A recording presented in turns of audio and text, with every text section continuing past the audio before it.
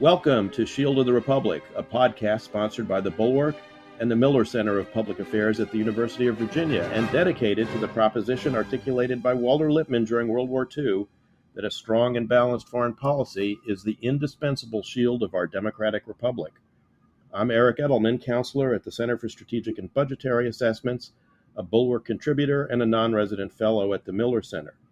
And I'm joined today, after a prolonged absence, by my co-host and partner in all things strategery, Eliot Cohen. Eliot, welcome back from travels and illness. Well, thank you, Eric. It's good to be back. The travels were great. COVID, not so great, but I do know that if you get the vaccinations and stuff, it's miserable, but it's not lethal. So I'm just grateful for that. Well, we're grateful to have you back, and at least almost at full strength. So glad to have you. And our guest today is a former colleague, one of our most distinguished former colleagues, retired Ambassador John Herbst. John has been notably ambassador to Ukraine, but before that, ambassador to Uzbekistan, but has a very broad career, having served as a political counselor in Tel Aviv and in our embassies in Riyadh and Moscow. In fact, I think John served in Moscow just before I arrived there at the period of what I like to call high perestroika. He's also been the director of the Office of Independent States and principal deputy to the ambassador at large for the new independent states, and finished up his career as coordinator for reconstruction and stabilization at the Department of State. He has a bachelor's from Georgetown, a master's from the Fletcher School of Diplomacy, and he even, just to show how incestuous this all is, Eliot, he even studied at Johns Hopkins School of Advanced International Studies in Bologna. So, John, welcome. Thank you. A pleasure to be here. So, John, today, as it happens, as we're recording, is Ukrainian Independence Day. And you had the opportunity to be the U.S. ambassador in Ukraine while I was sort of sitting across the Black Sea from you in Turkey during one of the most important inflection points in modern Ukraine's recent history, which is the Orange Revolution. Tell us a little bit about that experience, and how did it prepare you to understand what's been happening in Ukraine since this past year, and certainly leading up to and after February 24th?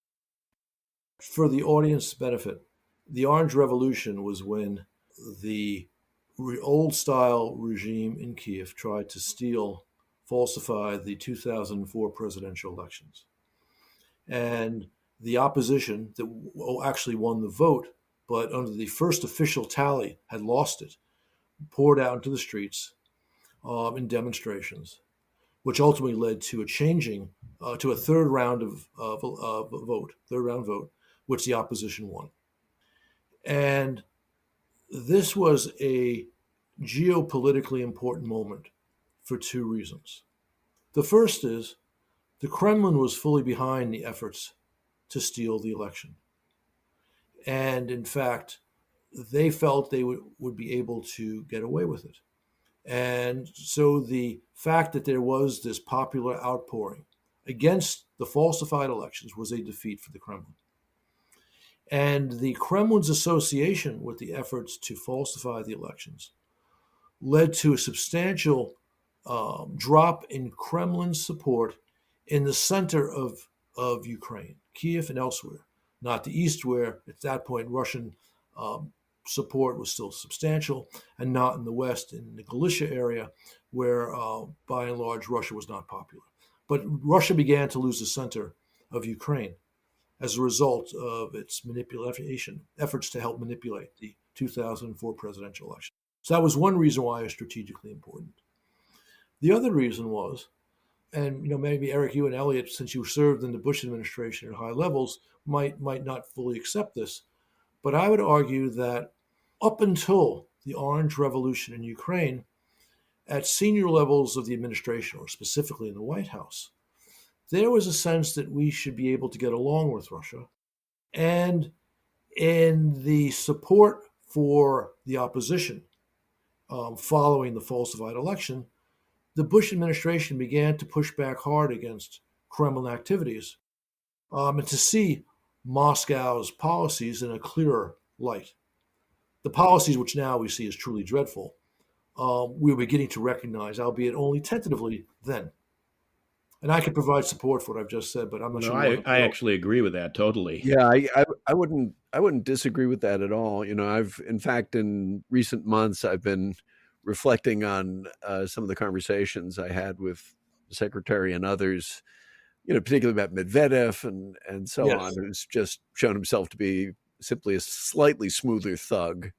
yes, There were a lot of illusions, yes. and the late great John McCain knew that and said as much. And I wish we had paid more attention to him. Not to put too fine a point on it, the losing candidate in that attempted stolen election, Viktor Yanukovych, would go on to be elected president subsequently, only to be overthrown by a popular rebellion in 2014.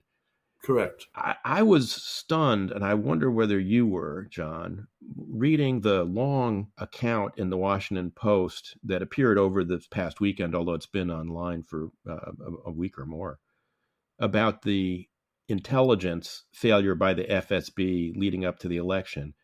I was sort of astonished that one of the two options that the FSB apparently was presenting to Putin as a replacement for Zelensky after the military operation began was Viktor Yanukovych, who slunk away, even allegedly was disparaged by Putin when he showed up in Russia carrying his bags of cash that he'd looted from the country. Totally, disrespectfully and contemptuously, and yet they were thinking they could somehow put him back into power in Ukraine. Were you as shocked by that as I was? No, that was par for the course. It's not just Yanukovych who has been mentioned as a possible Russian puppet in Kiev. A variety of not even second rate, but fourth rate politicians from that part of the Ukrainian political spectrum were rumored as potential new presidents of Ukraine. So that it's all indicative of the complete miscomprehension by the authorities in Moscow of what was happening in Ukraine. Why did they get it so wrong, John? I mean, for goodness sakes, they've been part of the same country for, I don't know, you can say centuries, but certainly for a very, very long time. But I mean, throughout this isn't that one of the mystifying things, the degree of Russian miscalculation throughout this it's just mind-boggling. It goes back to my time in Ukraine and probably well before that. Let me give you a meta historic or meta analytical answer to that. I like to read history, and there is what I call the Russian Imperial history, which believes that there is a straight line connection between Kievan Rus to the Boyarsdvo Muscovy, the Duchy of Moscow, to the Russian Empire, the Soviet Union, and now Russia. And in that history, Ukraine is Little Russia. They are the junior partners in this. And certainly, Russian leaders have been schooled in this, but so has the Russian people, and so have most Americans who become experts on Russia. This imperial version of Russian history was brought to the United States by very distinguished historians, Vernadsky at Yale in the 50s, and I'm forgetting the guy at Harvard. And chances are, if you read Russian history in college, you read a book written by one of these guys. There's also a Ukrainian interpretation of history. Very, very different. It goes from Kievan Rus to the Duchy of Galicia, Daniel of Galicia, and then to the Cossack government in the 17th century, and then to independent Ukraine in post-World War I, and to independent Ukraine today. So these guys have always looked at Ukraine through this prism, which has made it hard for them to see things clearly. And there have always been Ukrainians who have accepted this history as well. And so the Russians would talk to these Ukrainians, they became their assets, and they were similarly blinded. If you look at Ukrainian history, it's not at all like Russian history. I think Ukrainian history is summarized, or is exemplified rather, by that wonderful picture of the Zaporizhian Cossacks writing to the Sultan of the Ottoman Empire. And they were clearly telling him where to go. And that decentralization element of Ukrainian history is something Russians do not understand. And what we're seeing is the fierceness of Ukrainian identity in opposing this Russian invasion. And of course, a Russian invasion which clearly has a goal of destroying that Ukrainian identity, which is why some people correctly talk about this as genocide. So, John, I think I agree with you, and I think that kind of Russian imperial history that you talk about is a big source of the explanation for why so many people underestimated Ukrainian will to resist and the Ukrainians' ability militarily Correct. to thwart Russian designs, but also to seriously overestimate the Russian military. I mean, beforehand, a lot of so-called Russian military experts, analysts in our community here in D.C. were very correctly foresaw what the Russians might do in terms of the axis of approach that they might take, and that they would probably go for Kiev and try and overthrow the government, have a regime change operation, replace Zelensky with Yanukovych or whatever other quisling that they were going to put in place, and thoroughly overestimated the ability of the Russian military to actually execute this very large combined arms operation. Do you think that's because they also were focused on this Russian imperial history? They focus on Russia and not the other independent states that emerged from the collapse of the Soviet Union? Well, this notion of Russian imperial history is sort of like the background on which everything develops. So it's certainly an important part of the equation. But it also comes back to the view they've acquired of Ukraine from reading something about it, but not really knowing the country. And obviously, Ukraine has not had a sterling 30-year history as an independent state. We're all familiar with the internal problems relating to corruption and such. But we also know, at least those of us who really know the country, understood that there is this separate Ukrainian identity, not restricted to just Western Ukraine, and that it includes the desire to control their own fate.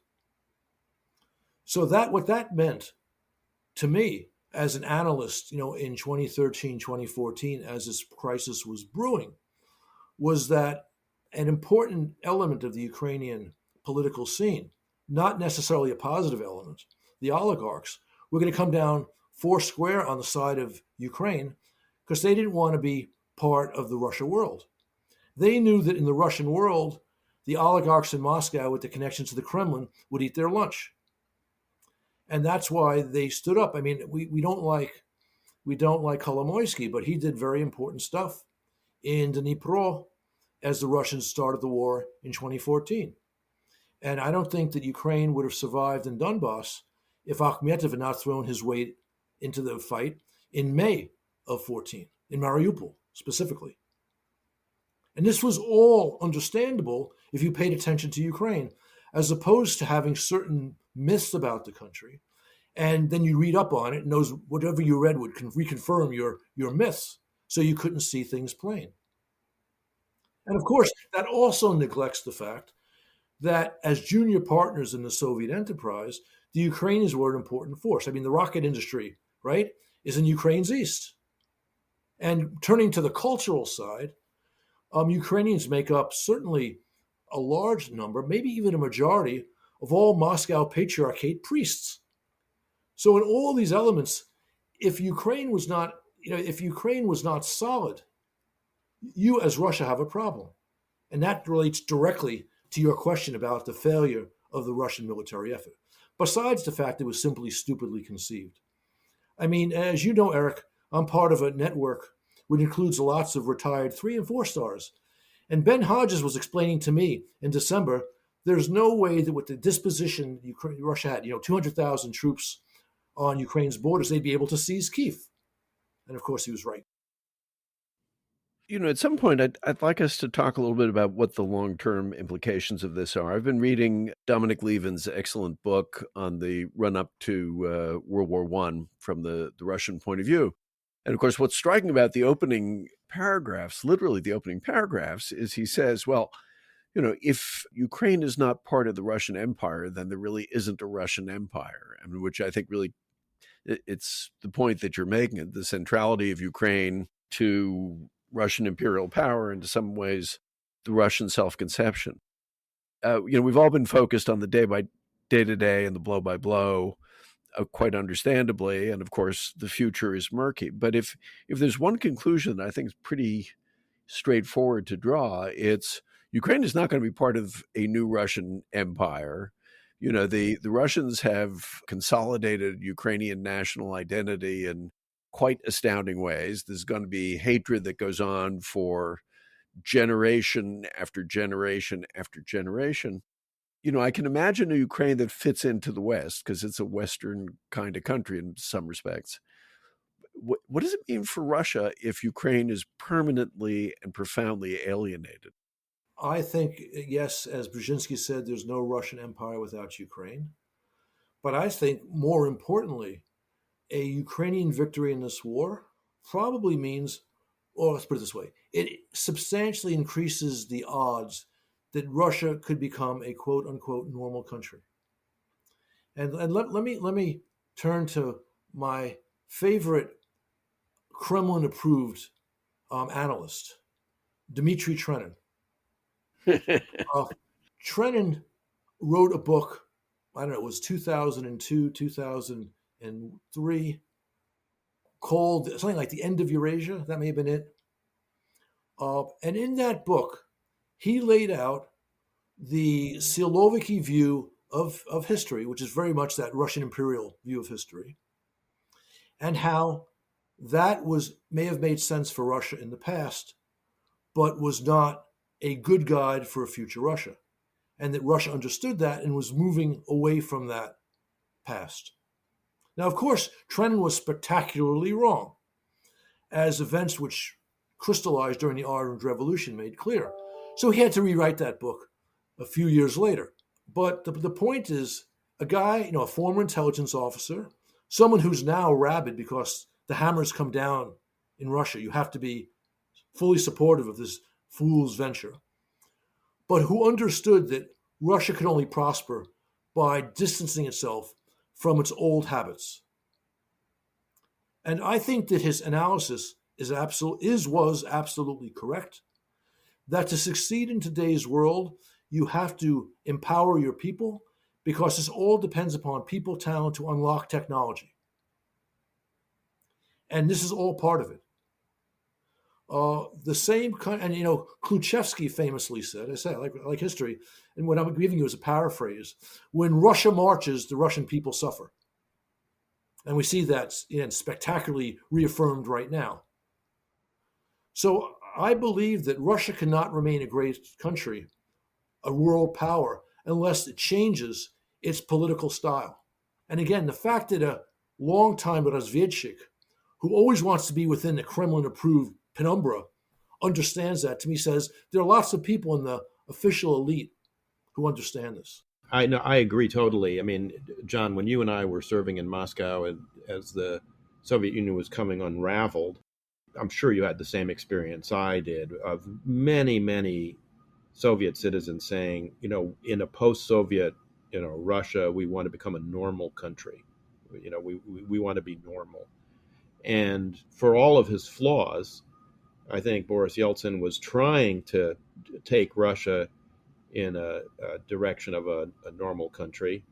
And Putin, I think, took it in a completely different direction. And I think by intent, from the beginning, wanted to take it in a different direction, because while he might not have had any nostalgia for Soviet communist ideology, had clear nostalgia for empire from the beginning. And now it's seeing its full efflorescence in his 7,000 word screed last summer about how Ukraine's not really a nation, it's part of Russia, and then his more recent comments about Peter the Great and restoring Russia to its imperial greatness. And you see this as a leitmotif every night on on Russian TV with all of the propagandists for the Putin regime, Solovyov, Simonyan, and of course, with the recent assassination of Darya Dugina and her father, who's been an ideologist of this kind of great Russian empire. This has to be killed for Russia to be able to become a normal country. Can I ask the two of you, since both of you have served there and know a lot more than I do, what's the mechanism that takes you from the kind of well-organized dictatorship police state that you've got now to in which basically anybody who's in the elite has to be kind of complicit in the regime's doings, and which has a pretty good lock on communications and opinion shaping. What's the mechanism that then takes you to normalcy? I mean, is it civil war? Or what is it? Well, if you've been reading Levin's book, Eliot, you know that he talks about the hollowness of Russian institutions before 1917. Check. They're still, been hollowed out by Putin, except for the instruments of repression. There are no other real institutions outside of the military and the security services.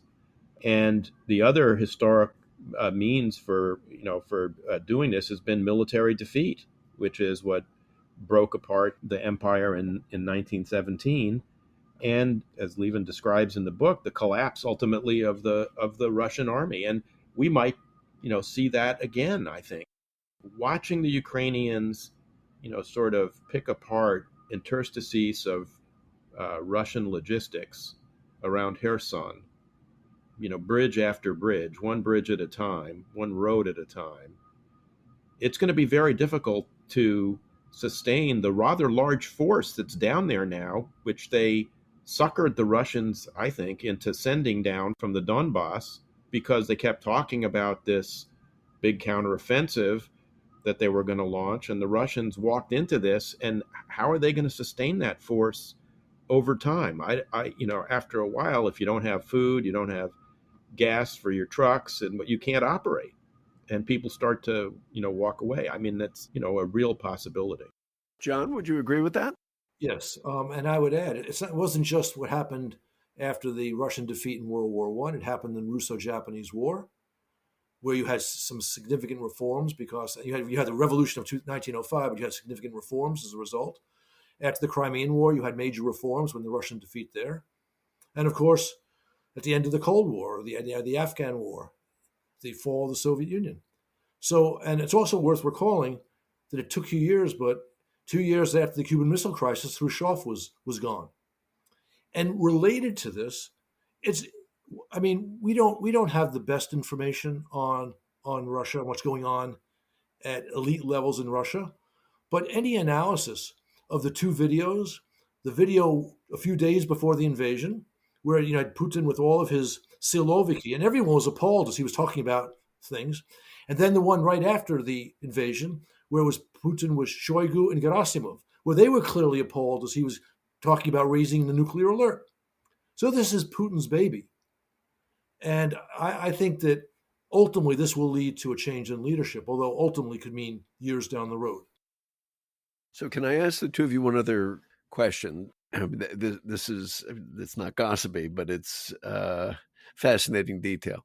So there was, we think, this attempt to blow up, what's his name, Dugin, that got his daughter, although some people say, well, actually they were targeting the daughter, not Dugin. What is this all about? And more importantly, what do we think it means? I'm not certain what it's all about. I do know that this very peculiar version that the FSB put out within like 36 or 48 hours of her death, which suggests, all these details, is not plausible. And it's not plausible to the point, according to Andrei Piantkovsky, but I've not verified this version has not actually been put into the major Russian media. It's like, on their big TV programs, the big political TV programs, maybe because it is so preposterous that they could have all this detail so quickly. But there's also the peculiarity. If it were true, it would suggest the FSB, so brilliant in analysis after the fact, was so incompetent to let this all happen. Yes. That's Right? I mean, this arch enemy of Ukraine, of Russia, somehow got into the country, rented an apartment next to her. So obviously an elite apartment, and was able to go to this nationalist gathering and blow her up. Where the I mean, CCV cameras had been turned off for the previous yeah. 2 weeks. Who did that? That suggests, in fact, this may have represented some Siloviki effort, Yeah. who trying to diminish, weaken Dugin. Who knows? Yeah, I mean, it could be anything. I think it's hard to stress how much we don't know about this. Correct. But yeah, I mean, the cover story after, how many years has it been since Boris Nemtsov was killed? They haven't solved that murder. Right. Anna Politskaya, they haven't solved her murder. But been 36 hours. Somehow they miraculously managed to solve this thing with a story that makes no sense whatsoever. I was looking today, maybe John, you can shed light on this. They had an open casket funeral for her after her car was blown up and shown burning, which sort of Yes.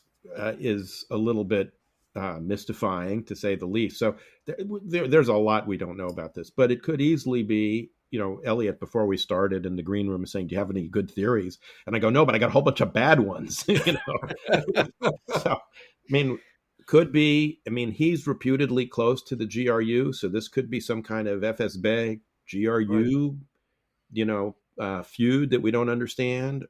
I have to say, doesn't it make it stands to reason that whatever the reason for this is, and on the face of it, the whole thing just doesn't make any sense.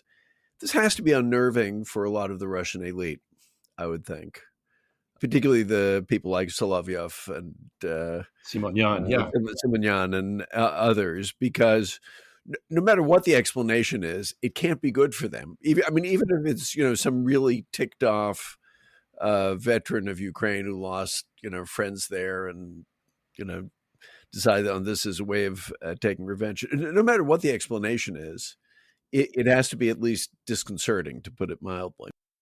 Yeah, there's a level of incompetence being exposed, as John was saying, that either they were incompetent in letting this assassin, run around, or they've incompetently, put this whole thing together, because it's all, the story is unraveling anyway. It could be, a message from Putin to the ultra conservatives who've been getting a little loud about, we have to have total war, when he's clearly not waging total war in Ukraine. He's limited the mobilization of the country, which is partially, not solely, but partially responsible for some of the poor military performance. There's a lot of other things that go into it: corruption, lack of experience with large combined arms operations, and just the scale of what they were trying to do, which is vastly larger than anything they've done before in Chechnya or Georgia. The scale of this thing is just, 1,000-mile front. It's much bigger than anything they've attempted before. Can we talk a little bit more about how this ends? We were discussing this a little bit before we came on. The mainstream Washington prediction seems to be stalemate, which I therefore automatically assume is wrong. And, there's a policy recommendation that flows from that, which I think is worse than wrong, which is, well, we have to begin now figuring out some sort of diplomatic line to the Russians, which I think would be a catastrophe, because you just begin negotiating with yourself, because as soon as you put forward an unreasonable proposal, everybody will say, well, that's unreasonable. The eternal search for the diplomatic off-ramp. Right. But I guess my inclination is to think that there is at least a reasonable prospect that as this goes on, and as the Ukrainians pursue what Mick Ryan has called a strategy of corrosion, the Russians crack. And that there's a dramatic change in this, that it doesn't simply string itself out month after month throughout the winter and even beyond. I'm curious, what do the two of you think? I agree that time actually favors Ukraine, as long as Western support does not diminish. That is a critical condition. But I could actually see this war going on for years. I'm not predicting it will go on for years, but I could see it. I see this war ending when Russia realizes that its goal is unreachable. And right now, that means Putin needs to recognize it. But it could be some other constellation of leaders that recognize it. It could also be Putin himself. I don't rule out that possibility, though I don't think it's likely. I was concerned a little bit, not so much in the most recent time period, but a couple of weeks ago, that the administration was maybe content to, as I've said publicly a couple of times, play for a tie. And John, you authored an open letter that I signed on to. I think there were about 19 of us who ultimately signed, people who'd served in the former Soviet Union, have some experience with all of this, calling for much more robust support for Ukraine and arguing that Ukraine has a chance to win. And I also co-wrote with David Kramer, Steve Biegun, and Dan Fata a piece in the Bulwark that argued the same thing, which came out. I mean, they were roughly contemporaneous. And since that time, I'm not sure whether we can take credit for it or not, but since that time, there have been two rather large packages of weapon support announced for Ukraine by the Biden administration that clearly seem to suggest that they're not playing for a tie, that they want Ukraine to win. I mean, it's got counter battery radar, which has been a very important shortfall for the Ukrainians. It's got a lot of ammunition in it. I think 240,000 some rounds of 155 ammunition, but also more ammunition for the HIMARS, which have had a huge effect. The long-range fires that have really done enormous damage to the Russian logistical system. So do you agree, John, that arguably what we've written has had some impact, but also that the administration really now does seem to be understanding that Ukraine has to win and that they're crucial in making it happen? I am not certain about the ultimate intent of the administration. And I even hold a suspicion they have not thought this through thoroughly. They've obviously spent a great deal of time thinking about it, but they have not thought this through thoroughly. They're more in a crisis management mode than a clear definition of our interests and of the factors at play to protect our interests. Because I think if they did the latter, they'd wind up where we were in that joint statement. And there's also a very clear caution. I actually call it timidity on the part of the administration when it comes to taking measures that would bolster Ukraine's efforts, not just to defend itself, but actually to take back territory. They have foolishly, in my opinion, discussed the nuclear threat, completely illiterate in nuclear doctrine or nuclear deterrence doctrine and practice, as done successfully by countless U.S. administrations during the Cold War. So this is all a problem. Our listeners can't see this, but I'm nodding vigorously in agreement. Well, so that leads me to another question. Since Eric, I mean, you're a career diplomat, John. Eric and I were feckless political appointees in the wicked and foolish George W. Bush administration. These guys are obviously twice as smart as we were and well-intentioned, and they all get along with each other. And actually, the question is a serious one. I've been appalled, frankly, by the way they've talked about it. I think they handled the initial diplomacy very well. I give Bill Burns, our former colleague, a lot of credit for how the initial sharing of intelligence and so on went. But I have that same very strong sense that there isn't a clear strategy here, that there's been way, way, way too much self-deterring talk about escalation and nuclear weapons and so on, and a real fear of having the Ukrainians actually, achieve some sort of decisive victory. So I'm curious, how do you explain all that?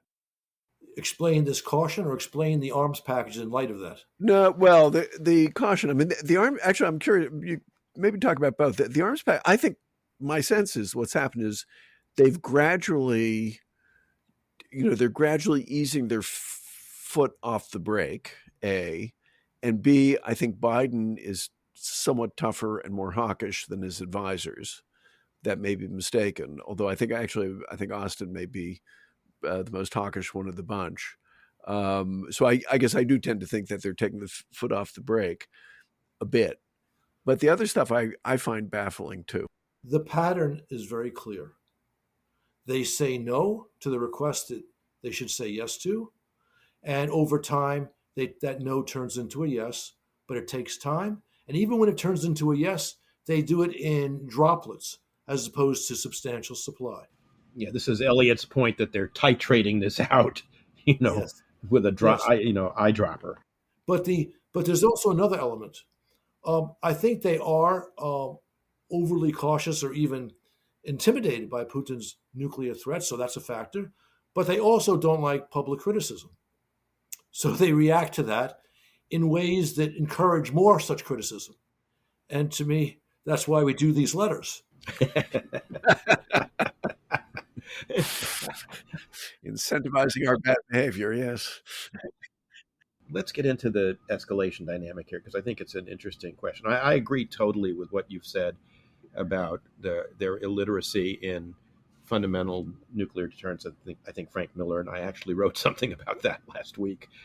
One of the things that they've held up on is, of course, the ATACMS rounds for the HIMARS. The HIMARS are a high mobility rocket system that's wheeled that can use different kinds of munitions. They've been giving them the so-called Gimler's rounds, which have a effective radius of, I think, about 60, 70, 80 kilometers, something like that. ATACMS have a 300-kilometer range. And so the idea here is we don't want to give them the ATACMS because that would allow them to strike into Russia, and that would be escalatory. We only want to, and the argument would be, we only want to give them defensive means. We don't want to give them the means to offensively attack Russia and provoke escalation. And I guess my question is, why shouldn't the Ukrainians be able to go after missiles in Belgorod, which is just some small number of kilometers over the Ukrainian border, or in Belarus, where they've also been taking fire? Why shouldn't they be able to hit those legitimate military targets? I mean, somehow that's escalatory, but the Russians doing this to Ukraine is not escalatory. I just don't understand the logic. And it gives the Russians an advantage. But it's also true, it's not the full American position. I mean, there have been peculiar incidents in Belgorod going back months, which did exactly what you said, which took the war to points in Russia which were essential for the Russian military operation. And as best I can tell, we didn't say boo about that. And also, and this is interesting, the Russians have not claimed that the Ukrainians did this because they didn't want the implications for themselves of them blaming Kiev. So that's interesting too. But I believe we should affirm Ukraine's right to legitimate self defense, which would include the right to strike back at targets in Russia, which are used for military operations. But the administration is not quite willing to go there. But I'm pleased the administration has not been fussing about the Ukrainian very successful strikes on Crimea. I mean, legally, we have never recognized the Correct. invasion and seizure of Crimea, just as we never Correct. recognized the forcible incorporation of the Baltic states into Correct. Russia or Soviet Union after World War II. So that's clearly, by their own parameters, a legitimate set of targets. Now, Should be. if they drop the Kerch Bridge, Right. I don't know how. How do you think the administration would react to that?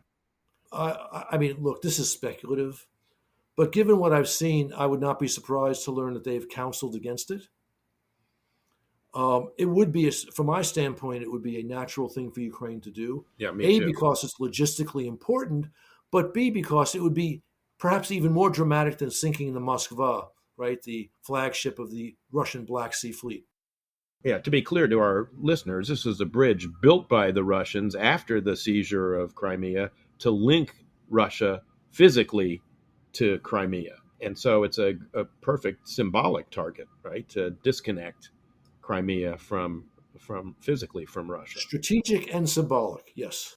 Do the two of you think it's realistic to expect that this war, whenever it does end, whether it's weeks, months, years, will end with a Ukraine whose borders are those of pre 2014?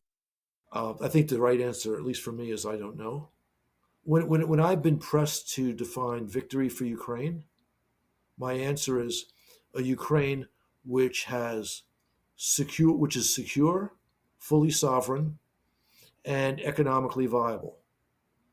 You can have those things without having all the Ukrainian territory that was under Kyiv's control in 2014. It does mean, however, you have to have Odessa. It does mean you have to have either security guarantees or what some people call the Israeli security solution, which means you arm them in ways that make them a very, very nasty target, even for Russia. And as for the actual territory, well, that may wind up being decided at the conference table. But also, obviously, Ukraine has to have a decisive say on that. But also, given some of the things that Eric and I were both saying about how things may play out in Russia in light of their failure to date, I could easily see the whole Russian objective falling apart as a result of continued failure. In other words, Ukraine getting all of its territory back, including Crimea, all that will require some fancy footwork, which is hard to predict at the present time. Since we've been talking about what we've been reading, Eliot, I've been reading the first volume of Stephen Kotkin's really phenomenal biography of Stalin. And I've actually been reading, just in the last week, the chapter about the debates that the Bolsheviks had about the Treaty of Brest-Litovsk, which was negotiated, at least initially, by Trotsky with the Germans, who essentially already occupied almost all of Ukraine. But it created an independent Ukraine, albeit kind of under German protectorate for a brief period of time. So initially, Trotsky's position was, I mean, Lenin wanted to sign it. No, he didn't care. He just wanted to sign it, be done with it, end the war for political reasons. Trotsky came up with this idea that was pretty idiotic of, neither peace nor war. And he sort of gave these, kind of huge orations to his German counterparts at the negotiating table, and then came back with this slogan. And then the Germans launched another offensive, and the Bolsheviks said, basta, and signed the deal, and Ukraine became independent. So I just bring that up just to say, diplomacy can go through all sorts of permutations and combinations before you get a result. And like John, I'm hesitant to say how I think this will end, but I'm curious. I mean, it could easily end, as John says, with the Russian army collapsing and the Russians just giving up this objective of destroying Ukraine. I mean, this would require a change in leadership, clearly, that we were speculating about earlier. But the Russians pulled out of Kyiv and pulled away from Kharkiv. So kind of giving up some of these objectives is obviously not something they're not capable of doing. They could easily do it. You could see them maybe pulling out of the south because they can't, or at least back to Crimea, because they can't really supply that whole area and run and occupy it against a hostile population, all the way from Mariupol all the way down to Kherson. That they may have trouble maintaining that, particularly as the Ukrainians go after the logistics. And then who knows what happens at the negotiating table with Lugansk, which they more or less totally control now, and Donetsk, which they control about a half of. So it could come out in a variety of different ways. But I'm curious about the question of how you get there. I mean, John said, it's going to be, it could be at the negotiating table. I'm just curious about how you even get to the negotiating table. I mean, we had these kind of indifferent negotiations that went on between the Ukrainians and the Russians for a while in Istanbul. You did get, and I must confess, this surprised me. I never thought you would get this, but you did get the grain agreement that the Turks and the UN worked out with the Russians and Ukrainians that, let Ukrainian grain exit the Black Sea, which is very important for Ukraine's economy, obviously, to keep it functioning. My suspicion is that was driven by Putin's desire to keep Turkey available as a place from which he can escape NATO sanctions, in which the oligarchs who support him can basically park their yachts and their money. And that seems to be going on. We just had the Deputy Secretary of Treasury calling his counterpart after having visited Turkey, saying stop being a place where sanctions can be violated. Unfortunately, Turkey's got a long history of that. I just wonder, I mean, John, if you've got thoughts, how do you get to the negotiating table? Putin seems to have no interest in negotiating. Zelensky, if you read the polls, has very little room to maneuver and to make. We were talking about potential territorial concessions you might make in the Donbass or maybe in the south somewhere, but I don't see right now that he's got the ability to do any of that. So how even as two former diplomats, how do you even get there? I don't even see the path. I agree roughly with your analysis, Eric. I think the predicate for a realistic negotiation is clear Russian defeat, or at a minimum, clear Russian failure to achieve its objectives. At that point, at that point, maybe the Kremlin decides it does not need to have effective political control of Ukraine, because that remains Putin's objective. They have to give that up. Once they give that up, I can see a real negotiation taking place. The problem, of course, which is part of the political game or the diplomatic game, is you've got a lot of weak sisters, especially in Europe, who simply want this war to go away, and they don't understand, or they, better yet, they refuse to see that any ceasefire they try to cobble together now, even if they were able to do it, would simply be a prelude to the next Russian offensive, which has been the Russian pattern going back to Georgia in 2008, and then, of course, with the Minsk agreements.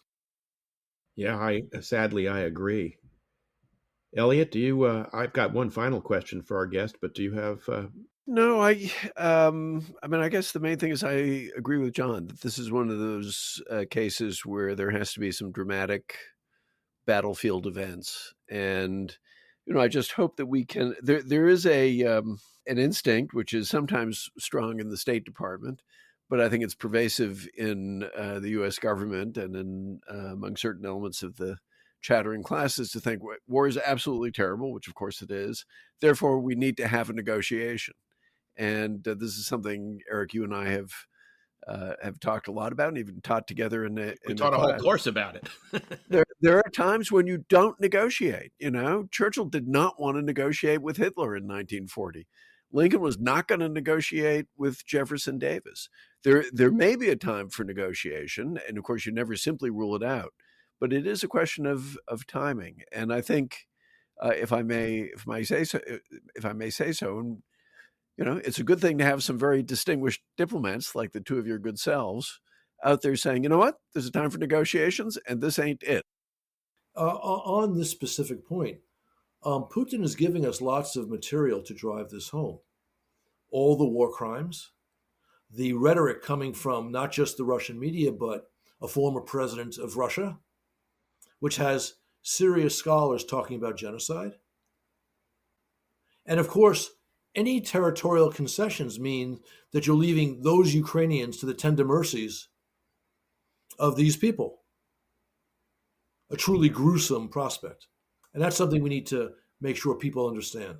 Yes, I mean the filtration camps, the separation of Ukrainian children from their families. I mean, it's really quite horrific, and I agree that we probably, as a nation, haven't talked about it enough. I mean, I don't know about the two of you, but I am still somewhat stunned that the President of the United States has presided over $13 billion in military aid over 6 months to Ukraine, which is great. Amazing, yes. But he has yet to speak to the nation from the Oval Office to explain the stakes and why it's so important, as John was saying at the outset of his comments on this podcast today, why this is so important. And he has yet, I mean, he's made comments along the way, including, about, Putin, but he has not really spoken in a coherent way to the public, laying out the case for why we have to continue doing what we're doing. And I worry a little bit that even though public opinion, according to polling, is pretty robust in support of Ukraine.